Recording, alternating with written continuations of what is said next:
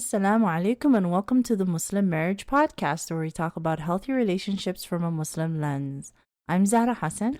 And I'm AJ, and you are our distinguished guests. Come Eh. on in. And let's get started. Let's get started. I'm always going to forget. I'm going to forget that there's something else to say before I interrupt with let's get started. It's okay. It's okay. We are gracious hosts. In Shaa Allah. And we are also gracious parasites. We are? Like in that movie. Parasites and hosts. Yeah. We're both. Yeah. It would have been a shorter movie that way. We're like the snake that's eating its own tail. Another wonderful Ouroboros. Ouroboros? Yeah. Another lovely image for our fasting A snake eating its audience. own tail? How is that gross? It depends. It's an acquired taste. But okay. And on that lovely image, first of all, we want to say Ramadan Mubarak to everyone. Hopefully your day is going well, inshallah. Especially yours, Akambiwale. Okay. And if we just get right to the question, this week's episode is entitled, How Do I Not Get Cheated On? Okay. This is from a sister asking from the Muslim Marriage subreddit. She says, Assalamu alaikum. Cheating is a disgusting thing, but it happens even to married Muslims. It terrifies me to think of my future spouse cheating on me. I just can't process that at all and will most likely end up inflicting harm on myself if it came to that. So I had a couple of questions. Number one, how do I make sure I don't get married to someone who would cheat on me? So she also writes, potential answer is that I don't know that. Marriage is a responsibility with a gamble that it won't go wrong. I will do my best to love and appreciate my partner, but I am scared of outside factors. Things like other attractive women, rough patches of life, unresolved feelings, etc., etc. Ideally, it shouldn't be my job to make sure that my husband doesn't cheat. I should have trust and faith in him and expect him to reaffirm the trust with his actions. Her second question, number 2. Is a person who has had a past more likely to cheat? This isn't a scientific thought, but anyone who has dated around would probably have a higher chance of cheating. And she says, this was written in a moment of frustration, so I'm sorry if I offended anyone. So those are her 2 questions. Sure. So what are your thoughts? Her first question was, how do I make sure I don't get married to someone who would cheat on me? And number 2, is a person who has a past more likely to cheat? I think question number 2 is highly related to question number 1. Yeah. In regards to, if you define a person who's had a past, I presume they're talking about activities out of wedlock. Yes. Right? The entire concept is that people who undergo activities out of wedlock would only be allowed to marry other people who undergo activities out of wedlock. Yeah. And people who remain chaste would be able to marry other people who remain chaste. And there's a split between the two, specifically for that purpose. Yeah. Because that's what it says in the Quran.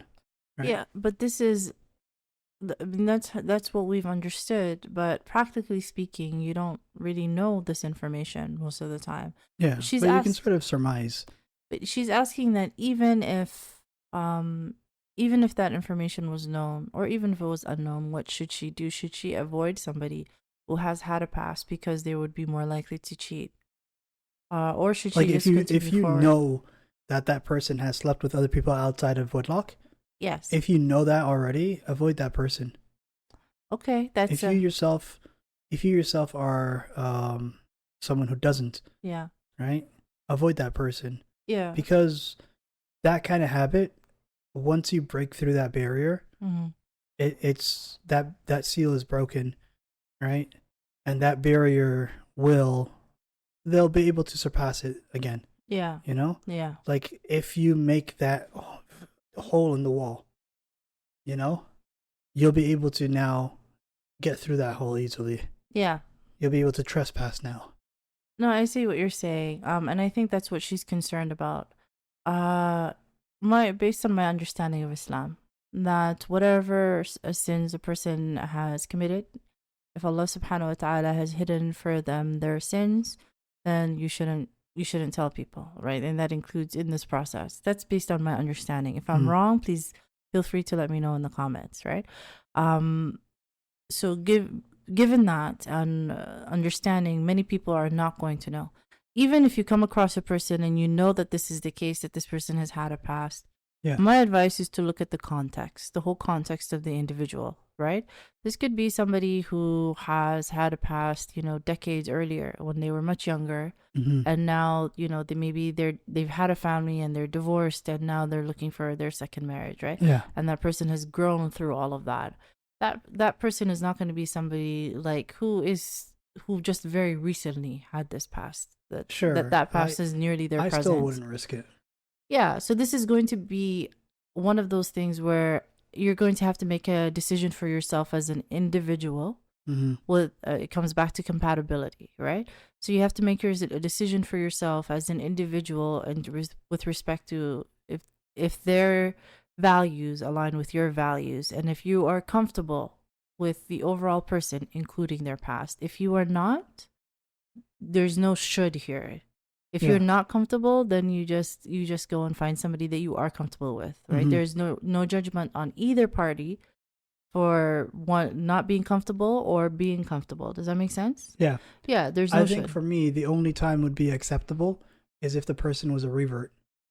Yeah, this is definitely the opinion that many people hold, right? Yeah. But again, this is a very personal decision. Mm-hmm. One person might be comfortable with somebody with a past and another person might not, and neither is wrong. It's just according to what each individual feels comfortable with. Yeah. Right? You take on an inherent risk. Yeah. Like, let's put it in different terms. Somebody used to gamble. Okay. Right? Mm-hmm. Gambling is also haram. Yeah. Right? Albeit not to the same extent. Yeah.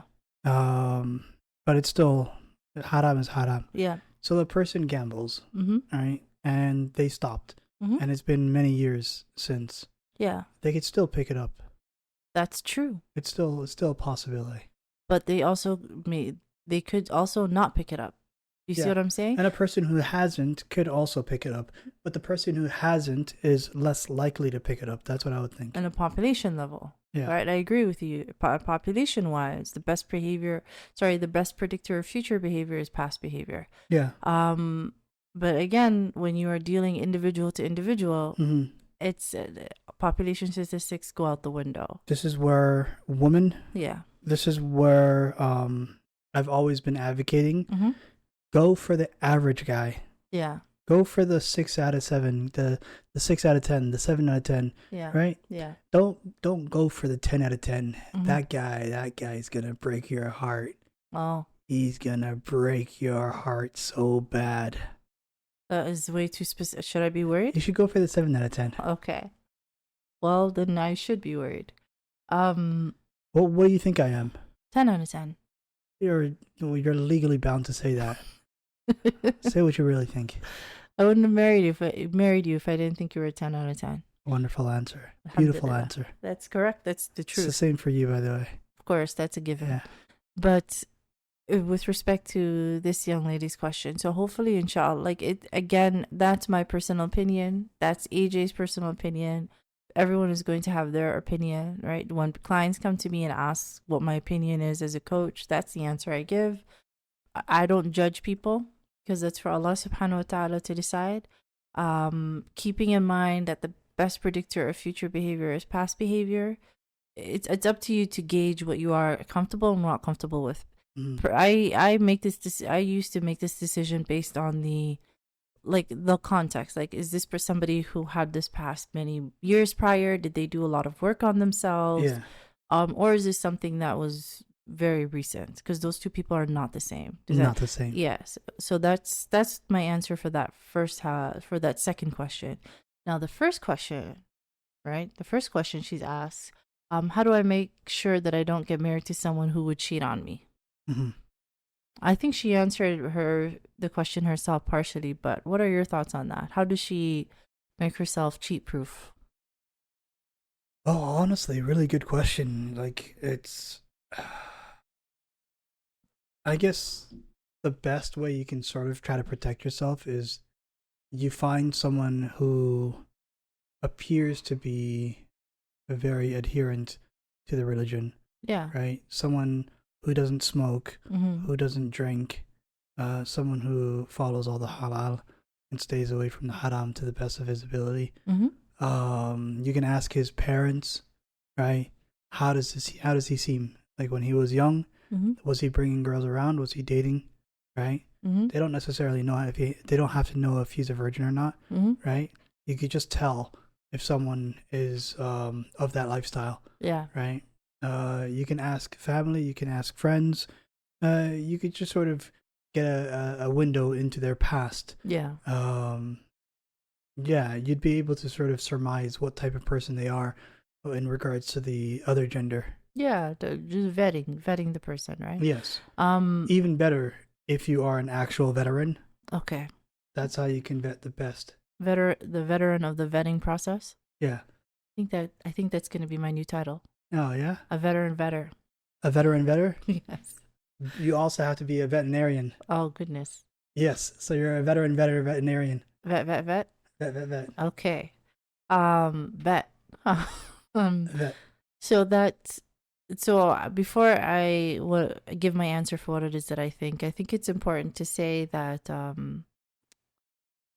it's going to be awkward for Muslim women cross culturally, right? Even for sisters who recently came to Islam, just women in general, because of the way that we're socialized, to sit down with potential in-laws and ask them questions about a potential spouse, right? Yeah. It's just culturally, it's just something awkward to do. So that's hard to do. But you can, if you have access to this person's sisters, to their like if they have cousins, just other women around, other people in their vicinity, that barrier of asking questions is a lot less steep. Then yeah, you can definitely ask those questions to those people for the vetting process. What I think is that you can't make yourself cheat proof. Yeah. In the same way that, like, if to give an analogy, if somebody said, I just purchased a house, how do I make it fireproof? How could I make it so that it never catches fire? Yeah. So people are going to tell you that's not possible. That's why insurance exists. If it was possible, there'd be no insurance, right? Mm-hmm. But what you can do is you can buy smoke detectors, right? Yeah. You can buy insurance for your home. I'm not sure whether or not that's halal, but you can buy insurance for your home. You can do things to protect yourself and your family, so that if God forbid a fire does happen, that you will be okay anyway. Yeah. Right? So in that same way, no one can be 100% cheat proof, because no one can control another human being's actions. Yeah. Right? We can barely control our own. That's why Ramadan has the blessing of the shaitan being chained up, right? So we can barely control ourselves, let alone another human being. Therefore, what you can do is put yourself in a position that you will be okay regardless of what happens, In Shaa Allah. Emotionally, you'll be okay. Financially, you'll be okay. In every single way that you'll be okay, that you're well supported and things are taken care of. And by reassuring yourself, because I know that for many people, especially those who have dealt with infidelity in the past, this is a real trauma and this is a real core wound, right? Trust is a real issue. So the way that you learn to trust your partner, the way that you learn to trust your spouse, is by learning to trust yourself. By learning to trust yourself to be okay, regardless of what happens. So let's give the scenario that you are married, right? You're 4 years, 5 years into your marriage. You may have a child or so with this spouse. And suddenly there have been minute changes in their schedule. Yeah. Right. So they're coming home, and let's say you're the woman, and your spouse is coming home a little bit later each night, giving excuses, or maybe he's being a little bit protective of his phone. All those things. Yeah. But he hasn't really given you a reason, like an outright reason to suspect that he may or may not be cheating. We had a whole episode on this, right? I think it was called Loyalty, Social Media and Loyalty, something.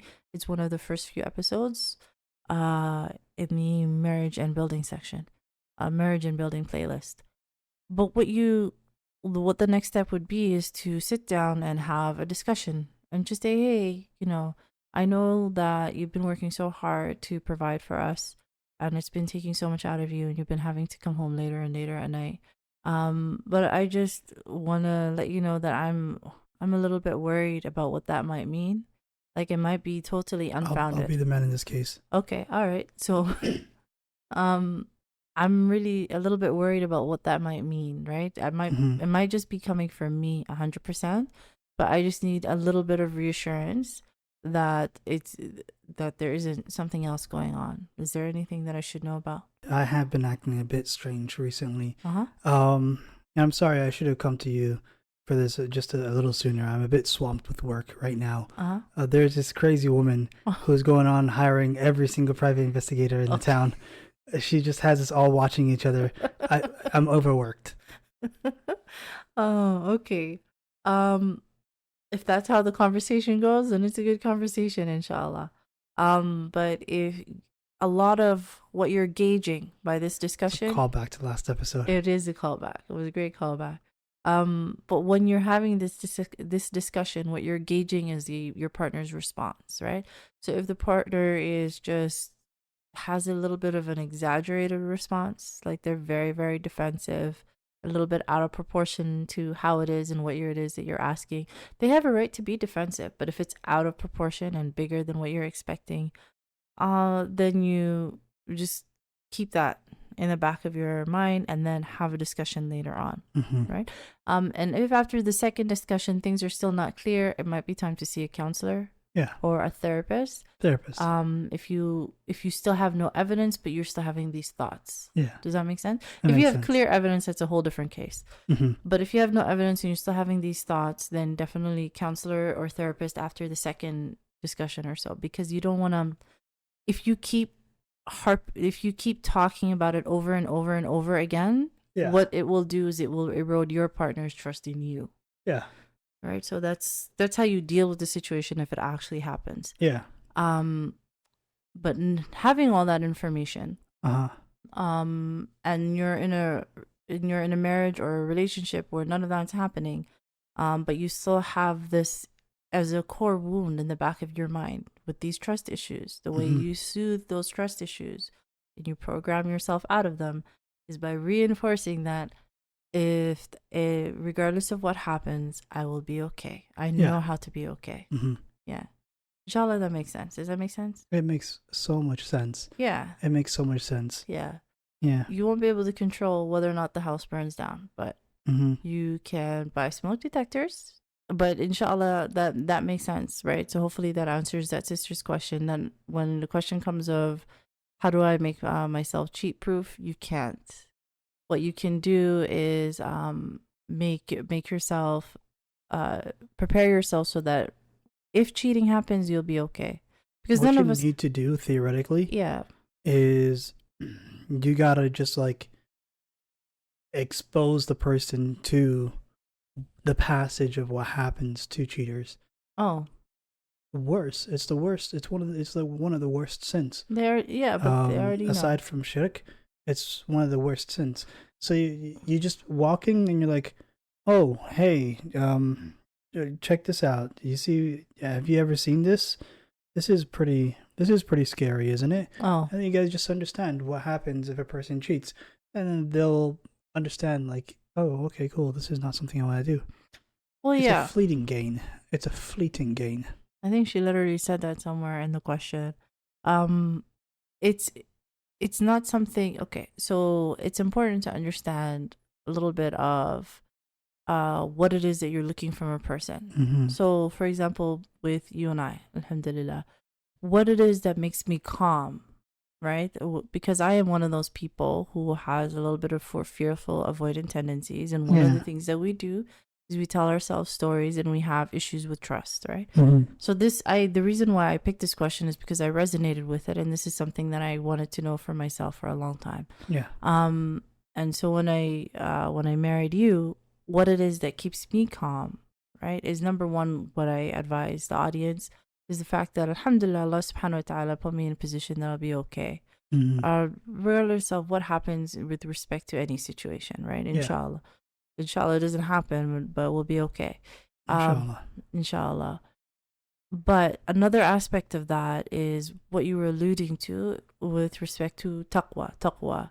When you marry somebody who has God consciousness, who demonstrates God consciousness, that they're worried about their position with Allah subhanahu wa ta'ala, that's somebody who and shares that moral value, that by itself is a protection for the both of you, right?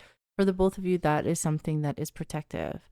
But that's the idea, right? So by number one, trusting in yourself, and number two, choosing someone with some level of taqwa. But those things help, but there's no guarantee. You see what I'm saying? There's no guarantee. That's right. If we come to the fire analogy, the fire in the house analogy, when you purchase a house, choosing someone with taqwa is like choosing a house that is, away from forestry areas, or somehow using fireproof materials. Right? Yeah. That's going to help, but again, it's not a guarantee. There are no guarantees. Yeah. The only thing that you can do is put yourself in a position so that this is not going to be something that harms you in the long term. Yeah. Yeah. Only Allah can give guarantees. Yeah, exactly. In the absolute sense. Yeah. The closest that a human can get is by printing the word "Garen" on a T-shirt and giving it to someone. It's a guarantee. Yeah. All right, I like that one. That was a better job. Even then, they might not survive the process. They might not survive the process. There are no guarantees. Yeah. Yeah. So In Shaa Allah, that provides a little bit of clarity, especially for all of those of us who have those trust issues. Believe me, brother, or believe me, sister, you're not alone. But people are good. Right? There are people who are good. Choose carefully. Choose somebody who has some level of taqwa, In Shaa Allah. And trust in the fact that human beings are not bad. In general, human beings are good. And that people can surprise you. They can surprise you of how good they can actually. In the good sense. Yeah, and how good they can be. I can tell you that before I met you, that I was one of those people who had pretty much lost faith in men. No offense. Yeah. Right? No offense. So it's alhamdulillah, you meeting you and meeting some other wonderful people have restored my faith in the fact that wonderful, good, amazing men exist. They're here, right? Yeah. And that was an important facet of me working through my trust issues overall. Yeah, literally. So in an effort to help the listener, let me tell you from the other side that good men exist. And let me tell you from the other side that good women exist, right? There are many of both of them. And make sure that you choose wisely, somebody like what we spoke about, and that you learn to trust yourself. Because God forbid, if cheating happens, the truth is that you will be okay. You've survived worse than that. You've been okay through worse than that, and you will be okay through that as well. Literally. But I think that's a good place to end. Did we miss anything else? No, actually we didn't. Yeah. Okay. All right. So once again, Ramadan Mubarak. Mubarak. If you have made it to this part of the podcast, Jazaa K'Allah Khayr. Thank you for choosing to spend your time with us. We really appreciate it. If you are a young woman, then you are exhausted by the dating process. By the process of using the dating apps is what I meant.